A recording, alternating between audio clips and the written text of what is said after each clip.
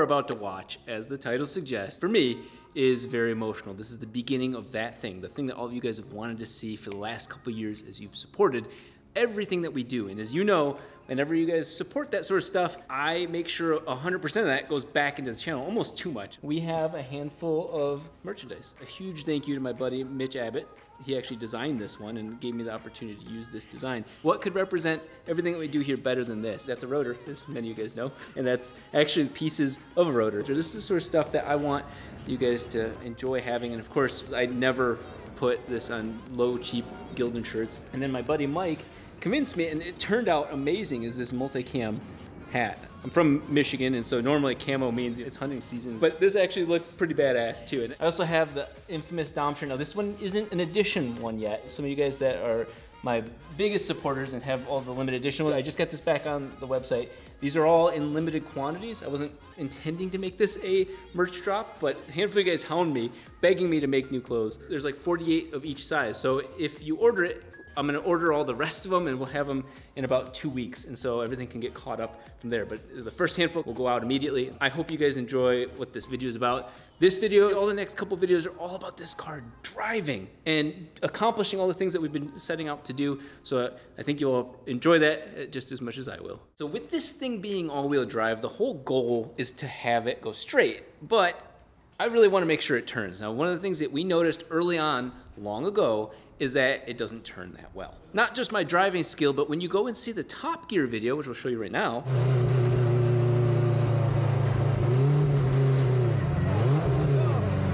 you're gonna notice a common theme. The car doesn't turn. And even though the wheels actually now, we got much greater angle, it just slides, it goes like this. And we found out what that was. The front differential is flipped in reverse. So it's sitting this way, it used to be sitting like that, and that's a helical gears inside of there. When they're in reverse, they actually bind up, causing both front wheels to spin it exactly. It's a dream when you're in a straight line, is that both wheels are basically locked, it's a lock diff, not so much when turning. So I went over to WaveTrack, the guys that helped us on the other cars, and they did the most dream scenario with such a weird custom backwards setup, they were able to solve that. Now, that's the cool technical part, but let's give you a little sample of what that ended up turning into. Right now, we've got something super exciting and super expensive, but this is like the dream of any guy that has a race car. The dream of having a removable steering wheel. That's the easy part. The wild part is actually running electricity through it. We have... Ooh, that is low. That is beefy. Wow. So that this is low profile. is a very expensive. It's like 500 bucks for that, and then extra 250 for the cool part. It's cammed basically, so it doesn't have gears. So when it goes in together like this, so you don't have to align anything else, and then boop boop. This is the first time, guys. Yeah, that is. Look at that. So that's the quick release. When you say a quick release on a steering wheel, that's what this is. And so both ends actually have the exact same bolt pattern. That's cool, but what I wanted that for, start seeing these bags again, you guys are familiar with what's gonna happen. This is the thing I was desperately avoiding, and that is having a curly Q phone cord. I wanted to do everything possible. If we're already doing such an expensive wiring harness, might as well do something right. And so these are not normal Autosport connectors. They're very special shapes. You probably already guessed it. They go inside of the steering wheel, and as it's open and closed, as the steering wheel does this, they lock in and dismount. Oh, those are directional too. They can only go in one way. They can only go in one way. Oh, that's cool. I can actually see there's a channel inside of there. For it to lock in? Yeah, so look at this. And that's neat. The channels are actually... Oh yeah, there you go. So that's the part that stays on the car. And then this one would then do the same thing. Oh yeah, when you would get it all together and everything all working right, you have your wiring hidden all within there. So this is like true race car stuff. I'm very excited by this. This is about $750 plus shipping and all that. It's incredibly expensive. But if it's going to be worth it. Exactly. It is going to be worth it. What we've been having issues with the 4-rotor in the front diff is that because we have originally a rear diff, it doesn't turn, it locks up. I knew there was something wrong with it, but we never noticed it because we never had the steering angle so tight And, you know, we were hitting other things, so we couldn't really diagnose it. So now that everything else is fixed, it's hilarious having an all-wheel drive car that three-wheeled, basically. So I'm going to go take my little Insight and take this pumpkin down to WaveTrack or Hollinger USA. They've got a cool way of solving this. All right, get this shit out of my face. It smells so bad. I just stopped over at WaveTrack, and they're gonna take a look at the patient. This is the four-rotor finally getting the WaveTrack treatment. So what I wanted to do is show the guys what is so special about WaveTrack and why I want to have them in my cars. So like the C5, I think we've done some others with you as well. The big thing is our Wave Hub, and this gives us the ability to bias power when you lift, unload, when there's lacking drive to one wheel. Sometimes it's as much as just wheel spin. Sometimes it's you're going across curbing, you get the staccato effect, the bouncing of the wheel. Yeah. You'll hear the RPMs change. Yeah. That's losing drive to the wheel that's still on the ground. All the power's going out that unweighted wheel. So we're essentially treating this like a cam or a load generator. One axle coming in this way to there. This is like this. And under that difference in gear speed, this will ramp one way or the other in acceleration or deceleration, and we're able to maximize that power that's coming through and continuously drive it to each wheel. So there's no lack in drive at any time. It's not a locking diff. There are no clutches, so you're not gonna get any push or understeer. This is going in the front. Yep. That's a big thing. You don't want to have that, which you've had some chatter issues before. Yes. So yes. get away from that. No maintenance, really just put it in and forget it. These dance all the way around all of these. Yep, yep. So these will just ride against there. And essentially what we want to do, so this is our three-piece version of our diff. We also have two-piece versions. Here's your original one. Yep. And what's happening is we're taking these pinions and these gears, and when there's a difference in gear speed, the hub ramps in the middle. We're essentially driving everything outward in to the caps of the housing, creating friction, biasing power. That's what it is. These are the... So those are our bias plates. These will sit with that carbon, that's a lifetime carbon, in each side. Okay. And the cap will sit on top like that. So it'll kind of sit like that. The pinions will essentially drive into that. This is patented through us, as is the Wave Hub. Oh, okay. So the big thing with this is normally the pinions will drive in other limited slips directly into the metal. The problem is it polishes or burnishes the metal over time, and then friction goes down, performance is lost. Oh, okay. So the carbon is a lifetime material, so it'll just drive into that, and performance is the same each time.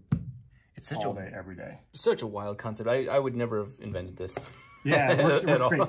We also put carbon on the backside of that hub, so when there's a difference in gear speed, we're able to maintain that amount of friction, so it's constant, predictable again at all times. We're not chasing things, because that could want to polish too, as there's that difference in gear speed. One of the circumstances that I think helps illustrate it for me is that like a one-wheel spin, which is like an open diff. Say I've got one wheel that's driving the car and the other wheel hits dust. Yeah. And so that difference in speed between the two is what would ramp this up. It would ramp this up, and then, you know, it's not going all the way up onto the top of the cam. It's just going enough to make up that difference. Where we have these Belleville springs that go in between here to give that initial preload. Oh, okay. But once, on all of our competitors, when you get that wheel spin, that preload goes away.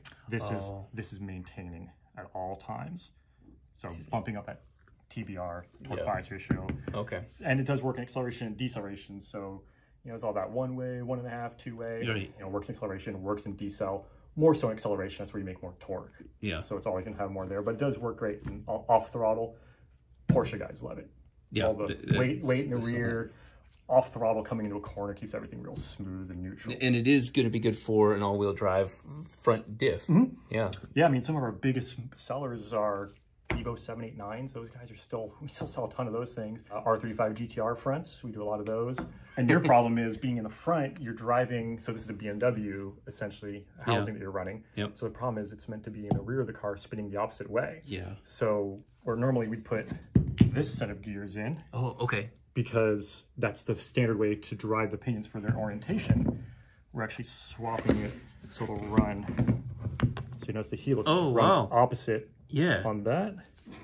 And it'll run opposite on this side as well. We need to drive the pinions out towards the outside of the housing. Otherwise, you're not getting that friction that we need and everything. So we're running an inverted gear package for you on this to be able to drive the pinions out to bring up that TBR and allow the wave hub to work in a reverse operation. I'm not the normal customer for this. Why would you guys have a reverse set otherwise? Shared internals, like the side gear, the spline, everything for like a Dana 30 for like a Volvo. Oh, okay. It essentially is a lot of the same stuff. Yeah. So and that runs in a different different way. Yeah. So we already have those. That's great. So it works out. So you can thank Volvo guys for this. Thank you, Volvo guys. Yeah. Good. We take bias plate and we'll put the carbon facing that. Then we have our first cap, and you notice we have 2 oil holes there. Oh, wow. 2 oil holes there. Okay. So let's go and just line that up like so. And we actually pre-patch. It's like kind of like a thread locker. Pre-patch all the bolts, so we're gonna have to put Loctite on. That's nice. On everything. Such a pain in the ass. And so this top side is the bottom side of this one when it's all. Yeah, at this point.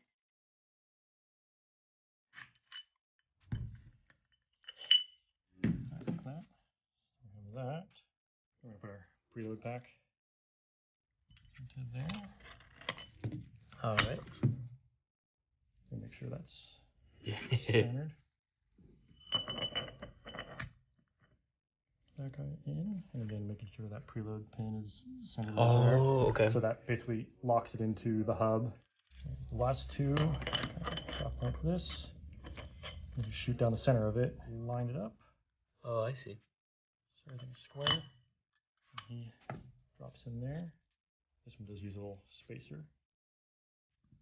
2 oil holes. 2 oil holes. In some ways it's so simple, in some ways It's overly complex.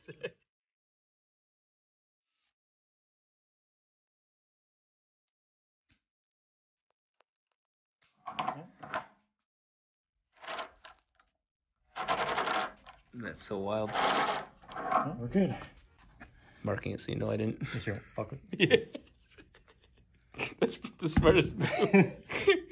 Don't let me touch it. That's a smart company. Yep, the smart company move. I'm just gonna look at it real quick. Just gonna tinker. Okay, well there we go. We now have for the 4-rotor the proper front diff. This is something that we've wanted for many years, and it finally became a thing. We don't have the ring and pinion and all the other stuff. I gotta go reassemble that back at the shop, but that is it. That really is about the best option possible for me for an all-wheel drive front diff. So this is super exciting. And they thankfully had the reverse setup, but they also have tons and tons of other options for 150 or so applications right now, and it's always growing. And these times it's always hard to keep up with production, supplies. Everything is made in the States, which is great, but also, there's a lot of material issues that take a little longer, so we're always thankful for people that don't mind on occasional back orders here or there, but we're always pushing ahead as much as we can. So, but I mean, you'll be good. Can't thank you enough. It seems simple enough. You're starting with a steering wheel. The steering wheel just connects to the steering rack. That's all there is to it, maybe some linkage.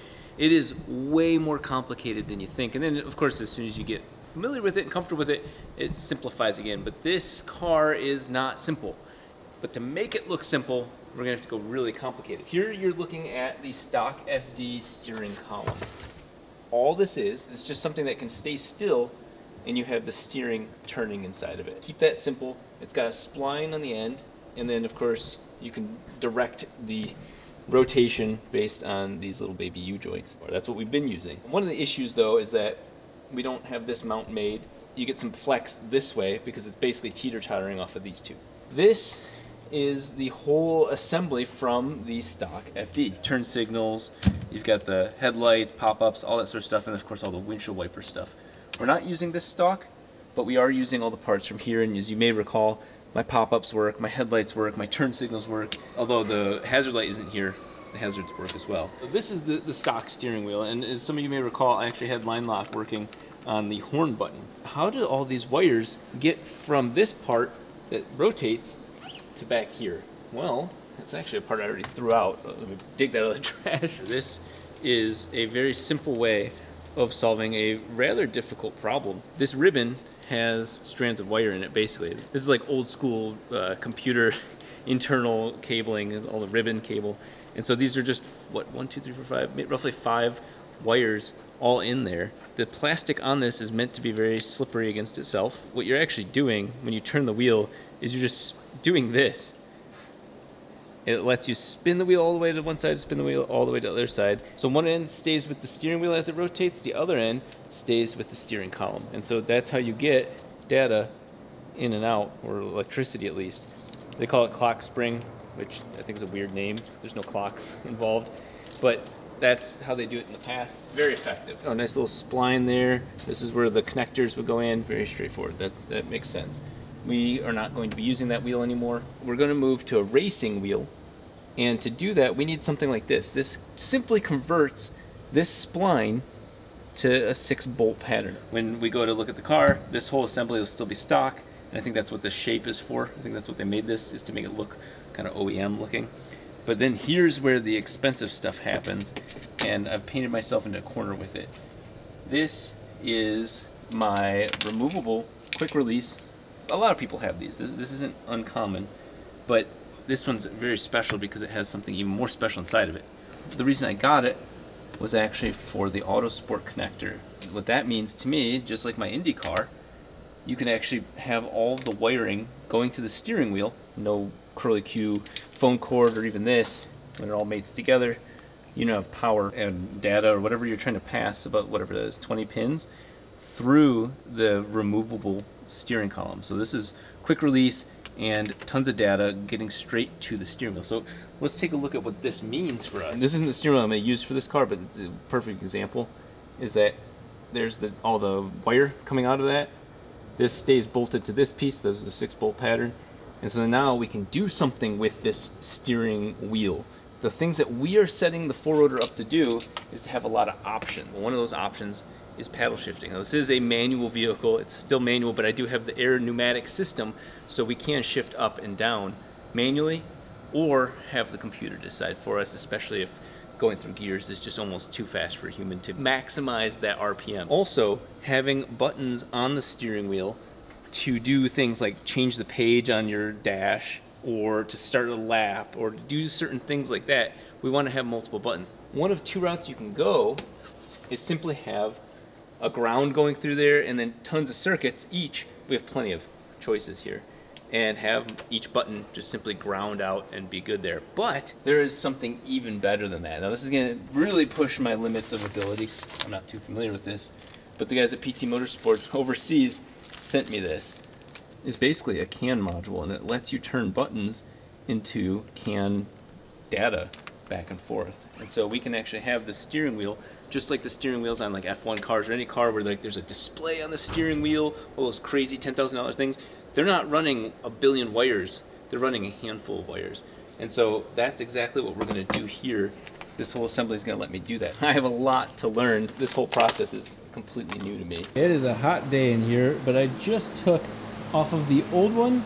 Look at it, you can see that's a helical, but I took these off of it, the bearings on both sides, made sure they look good, and they do. So I'm gonna go ahead and push them onto this whole center assembly from WaveTrack, put that into this, and then I actually end up shimming the sides left and right to try and get it to backlash properly, but of course I gotta put the ring on. I definitely, like I thought, I did it in the wrong order. This sucks ass, is that I didn't even hurt it. The cage just fell off, they're loose like this, because the ring has to be pushed on, and unfortunately that made my life twice as difficult. I don't even know if I have all of these. I'm gonna try and reassemble it, just because I don't have the ability to get one quickly. But assuming that, we're finally ready to start putting these in. So I'm just simply going to put a couple in, just to, probably 3, just to bring it up, because I don't have a way of really pressing that in. And then we'll take these 3 out and glue them. Actually not that big. So that distance matters, is 100% of the backlash, whiplash, side lash, lashing out aspect of this diff. So you need to make sure those 2 are seated fully when you go to start measuring this. But I'm gonna go ahead and try and reassemble this. Hopefully I have all the pieces here, and then we'll hit all these with some red, put that on, and then we're ready to put this into the diff. Oh, okay. Oh God. It's not normally like that. There we go. that is the wave track in there, and we have the shims I made forever ago, hopefully somewhat close to how they will be on this. So we're just going to reuse the same side. This is from this side, and vice versa, that's from that side. So we're going to begin the painful process. And actually, we just turned off the fan because I need to be able to hear it clicking back and forth, and then, of course, measure it now that we have micrometers and inchometers, all the different tools. We can finally be professional about this. Otherwise, I'd have to take it back to Dave. Here we go, just hand tight, which at least they're pressed down, but hand tight. And so let's see if it spins. Okay, that's a good sign. At least it's not binding up. Next step is the other type of backlash. I hope we luck out. It seems like more than it should be, but we can measure. Seems like a lot. Yeah, that's about 5 thousandths, maybe 6 thousandths. We're gonna look at what the correct number is, but this is a little slop. The 2022 Rob's a different guy. He's a better man. He loves wasting his time on diffs. I'm actually gonna take a shim, one of the small shims. There's a thick one there too, but I'm gonna take one of the thin shims out of this side, transfer it over to this side. So we've got the thicknesses correct. So we just wanna like play hopscotch back and forth. And I want this ring to touch the pinion tighter. And that's generally, I'm gonna tighten up that backlash. Do not take anything I'm saying as like expertise or fact. I have built a couple of these now, and none of them have failed, but I've also not put 100,000 miles on them either. So I'm really just regurgitating off the internet, but at least I recognize that. Okay, so we have this all back off. We're gonna add this one to this stack. How'd you get that bearing back there? I don't want to talk about that. I found 2 of them sitting in cat litter. Spares? No. Oh, no. No, like the parts. So I cleaned it all off. Yeah. Joel is not dead. It's not a pleasant experience. Take it to the side. And that is definitely, I can feel it slightly tighter. Oh, you got some sensitive hands. Yeah, I can feel those thous. Let's see if we measure it. There we go, that's close to 5. This isn't perfect by any means, but it's close to 5. I'm gonna stop there. We'll see how that ends up. It's really nice, clean. The most important thing that I was worried about is making sure that it doesn't bind up. If you don't have any backlash, that's a much bigger problem. So I tightened this one up, which is what gave us the more correct and accurate thing. I forgot all about tightening it to get to the final numbers. So we're gonna go ahead and tighten it all the way. We're gonna go ahead and put this in from the other one.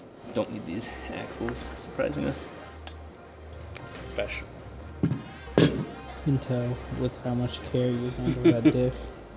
There we go. That diff is ready for action. This is going back over to the not my problem table. God, that thing's heavy. 4 hours of work, driving and everything, and stopping to get Baja Blast for myself and other guys. Off camera, I put the diff in. It was really easy for me because I know this car, and this car knows me. We work really well together. So I was like, hey, the diff's gonna go in. It says cool poppy, and it just slid right in. So I'm right now putting the front drive shaft on, and then I put the axle on. Give me like 30 minutes, the whole thing will be together. No, Siri, I don't want to talk to you. Bitch, and I put silicone on the front so we won't leak fluid anymore. I don't know, did we talk about that? I don't think so. Well, so another reason why we took the front diff out is because I never put silicone on when we were making the diff mount. So I made the diff mounts and the diff was kind of just mounted in there, and during all the rush and everything, kind of forgot. I was supposed to take the diff out and put silicone back on there, but the machine surface was so flat, it was keeping most of the fluid in there. So I kept filling it up, hoping we didn't blow up the diff, and it just kept leaking it out. Now that I have silicone on there and I have the right bolts and everything, this is final assembly for this thing for sure. This thing isn't gonna come out unless it blows up, which I doubt it's gonna blow up because it's a badass wave track now. Or if it doesn't turn. Oh yeah, or if it doesn't turn. Time to put the big guy in. This guy's almost as big as me, lengthwise, not height. This is a long way to go. Oh yeah. So just like that, 1, 2, 3, the diff is in. We're gonna fill it with, you guys already know, we don't even use anything else. The Syn Power gear oil or manual transmission fluid. Some people don't know what that's called. Robert trying to make fun of me today. He's like, I just put it in there, and I was like, yeah, you didn't have the intercooler pipe on. Look how easy this is. Just throw in there. Yeah. Eat all that. Yeah. Go. Ooh. Almost like a queef. What I'm doing right now is extremely critical, is when I'm selecting a steering wheel, I want it to feel like my hands, when I'm resting, is gonna sit right where my wrists are when I put them over the top of that. That's a nice general gauge for where you want a steering wheel in a race car. That said, we can't adjust height or position other than the firm mounts that we make. And so what I wanna do is put this back in where it's supposed to be. I put the quick release of it on here real quick, and I just put a couple bolts in there. If you're wondering, they're actually M5. And I want to see how far a quick release brings the steering wheel to my face. Same thing on this side, M5 bolts. A lot of these companies, not this one, the D&D one supplied these bolts, so that's nice, but the Crontec did not. We are going to see, just without any other modifications, how much further this brings the steering wheel. Now, there are 3 choices with steering wheels, generally speaking, aside from the diameter. It's like 350 millimeters to 330 millimeters, but in this case, it's the offset. So you can have 0 offset, 30, and I think 50. The reason that matters for me right now is I'm gonna have paddle shifters, and they have to work with the steering wheel. My very first time testing the quick release too. Okay, that was Pretty quick. Yeah. The very first thing is that Too big? it's a big wheel. But the stock wheel is too. Now I've got all this just sitting together. The dash is preventing the whole assembly from going back up to where it was.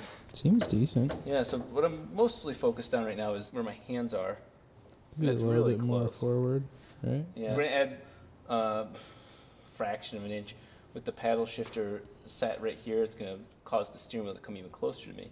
So that's really where I like the steering wheel in terms of the distance from me. As you tell, it's not gonna work hitting my knees, but we'll be able to bring that up more and then balance that with the position of the dash. Now the dash isn't really a movable thing because I want it to look like the FD one. We were gonna make sure we make the height of the steering wheel designed for that.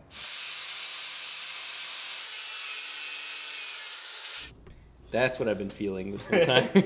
That actually makes a lot of sense. It does, because when I turn it, it had a lub-dub feel to the whole steering. Because remember when I would turn, the whole wheel would pick up and down. So this was done by one of the last suspension shops, and they were solving a lot of problems. And the fact is, the stock rack has this like D oval shaped thing, and we were kind of racking our brains as to who did this. This was to make it to a spline, which I like because it can lock in and everything. But it's oblong, it's warped a little bit. You can see roller bearings inside of there. And so that sits on here, and that will hold this. That's why it's not been so bad, but it's a little rough. Rob is really good at these. I am, actually. Rob is really good. Oh, son of a bitch. Okay. You have to feel the vibe of the room, and wind speed. 5 degrees west. Make sure that this, there we go. I feel very confident in this. Wait, let me hold on to that, make it look like I did it. Yeah, Rob just did this really easy. So a C-clip holds that in. Yeah, it's going. Oh yeah, they did some, well, that's probably OEM welding right there. Yeah, that looks OEM. So there's like a journal race. What are you playing with? Rob's just inappropriate today. There's Straighten no out se- his shaft and he starts telling me dick jokes. I was like, I'm trying to be professional today. But look at it now. We got that tracking shot going with it. Oh shit. Yeah, that is. So it's a tad bit off, but it's not what it was. So this is about as straight as me. So You are touching the other man's shaft, so. tried my hardest to go a different route, and I went out of my way and went to Cartec, but this OEM shaft seems to be the easiest route. Yeah, there's just for so now. much weird shit going on all at once. So now I'm just gonna throw this guy back in. I've got some really cool obscure things to unpack for you guys, and we'll start with this. I bought these from E&J. So I've been seeing these on the internet, and my buddy Aaron Parker was actually the first person to make me aware of this. It is a bearing with a bearing. So this is the front bearing assembly that allows you not to have a front bearing in the front cover. So what does all that bullshit mean? On the 4-rotor and the rotary Corvette, we actually have a bearing sitting right outside of your view, right there. It is a ball bearing. It is not a journal oil bearing. And what that allows you to do is tighten the shit out of your alternator. It's exactly what realistically happens. Almost every single rotary engine that is in an OEM car, when you tear it down, the front bearing is worn over this way. to the top corner because everybody cranks their alternator or their power steering. You know, you don't want the belt slipping. So this is what takes that load. Basically, it's centered and it prevents the engine from having to warm up the oil, fill the oil, get the pressure going. If you have lower pressure at idle and all that, oops, those are destroyed. So I've got two, one for the 3-rotor, because the 3-rotor is just normal bearings, and then a second one for the FC, ultimately. Now, the one thing he came out with that made me reach out to him for this is that he also has a rear bearing support.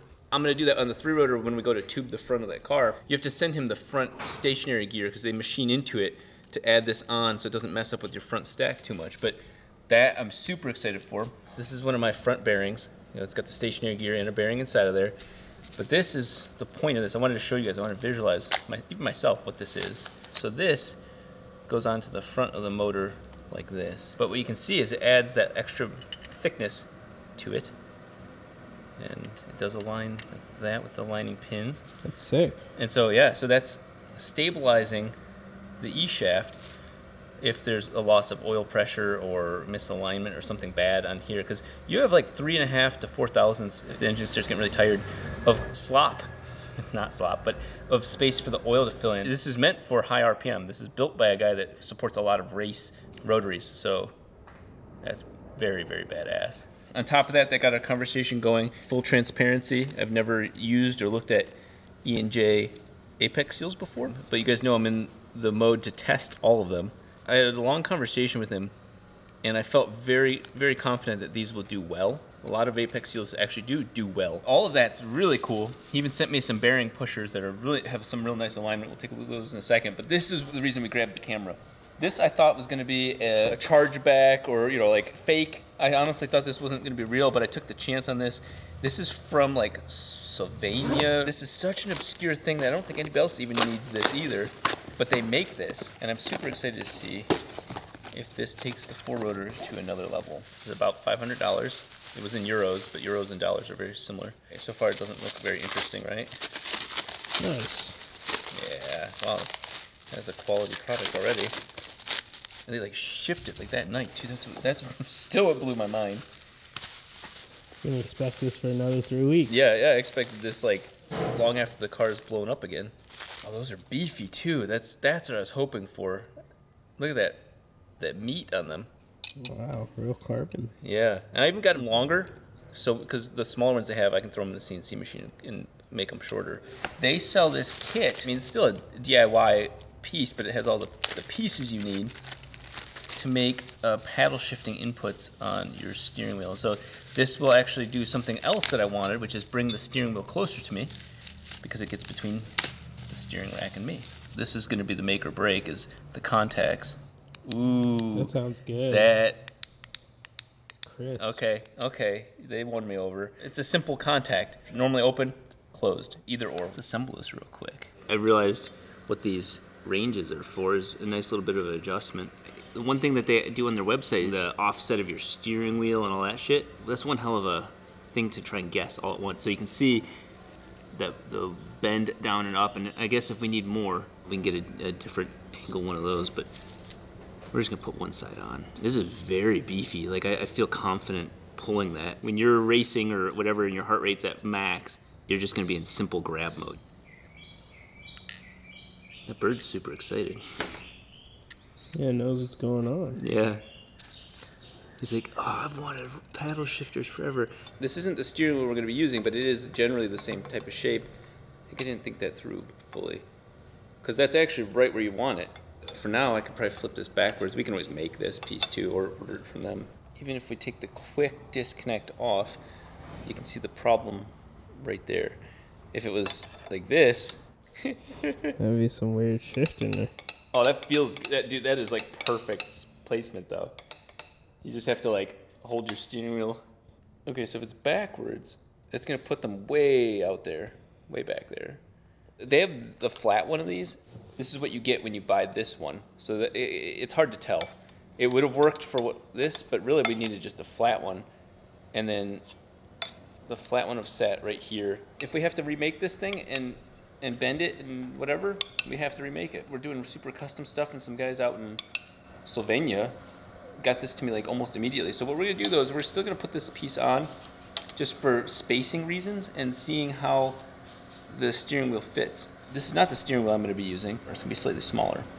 So we'll see if that plays factor into any of this too. This is already exciting for me because we'll take something like this. We now have the ability to run wires through the center of this hub. But I think we're going to go with a Momo steering wheel, but that, you know, they have like a horn cap there, and it won't stop the wires from bending safely, because of course these wires have to get in through this back area and go to the center, and then the same thing with everything else. This is the way the current situation has to be set up.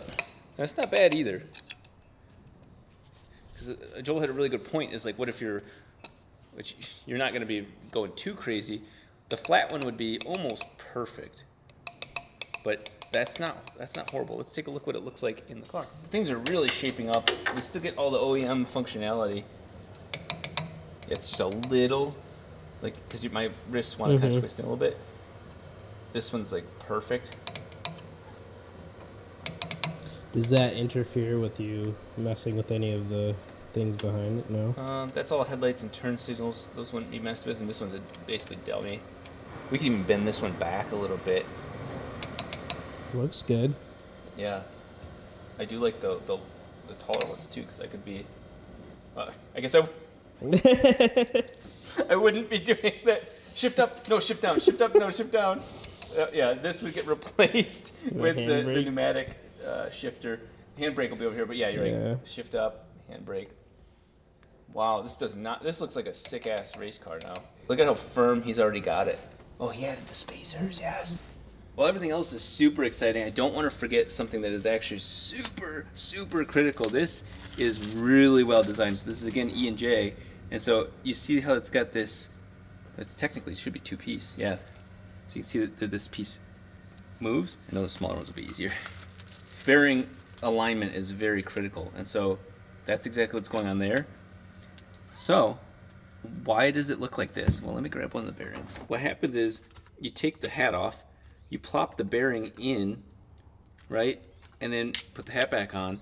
And when you're pressing it in there the proper way, this guides it, and this is an aligning section of this. So instead of just pushing the bearing in from the back where I did before, you know, where you're just kind of like pushing it like this, the bearing can, a thousandths can slide off an angle. This aligns it, and you force the whole thing through, separate it, and pull this out and leave the bearing squared inside of the gear. So it is very aligned, centered to the whole shape of this. So assuming that this is good, which it almost always is, you now have your bearing material aligned with that. So these are very, very awesome for that.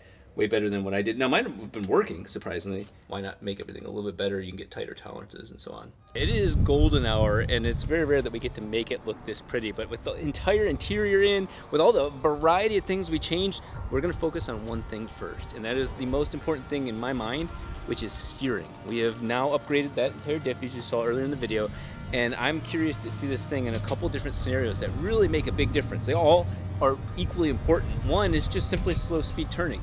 Does the car slide when it slow speed turns? Does it fast speed turn? Does, you know, all these different things, and that's just in rear wheel drive mode.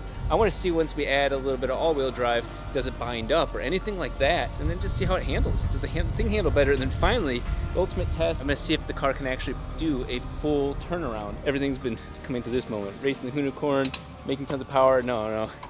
Turning around in a parking lot, that's the ultimate test.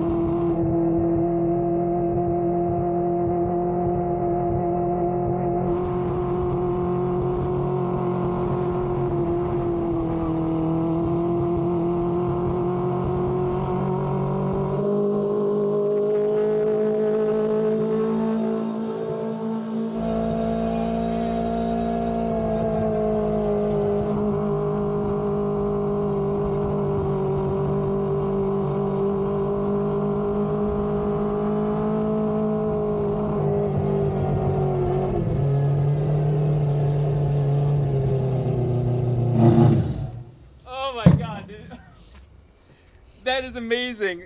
We got so many things going on all at once. It's a night and day difference. Absolute night and day difference. All in that quick amount of time, I tested all-wheel drive off, and then I turned it to all-wheel drive full, and the whole thing just whoop, whoop, whoop. You fixing that limpo dick? The steering is just like consistent the whole time I'm turning. It is so effortless. Oh my God. I'm gonna look through some logs, but there you have it. The car's, oh shit. Oh, it's a big nut. I can cut that down. Oops. I've been known to have big nuts. Okay, well there's a good problem to have.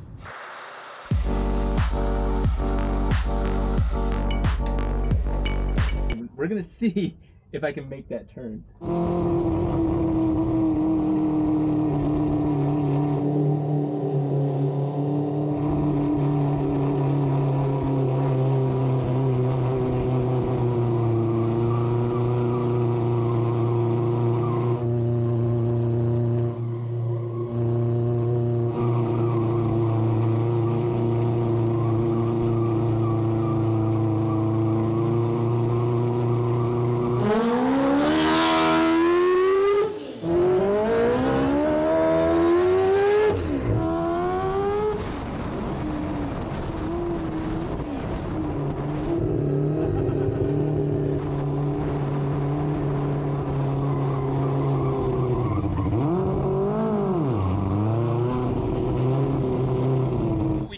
First of all, let's talk about the number one thing is that it can turn in that tight of a distance. I'm very proud of that, but then gave it a little gas and I locked it into full all-wheel drive mode first just to see what would happen.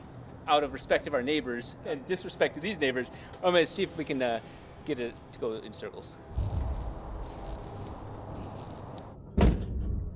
All right. Full all-wheel.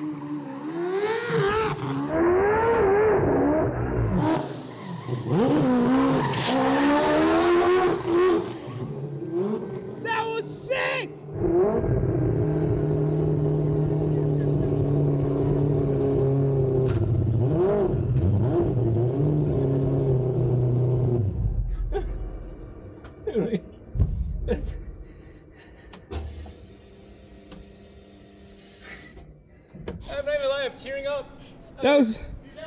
I'm fucking tearing up. Hey, I can't even hide it because you have the inside camera.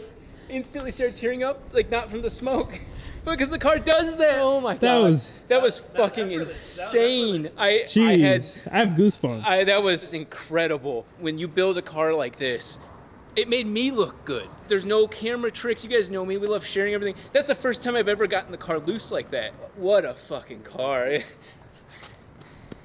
That's badass.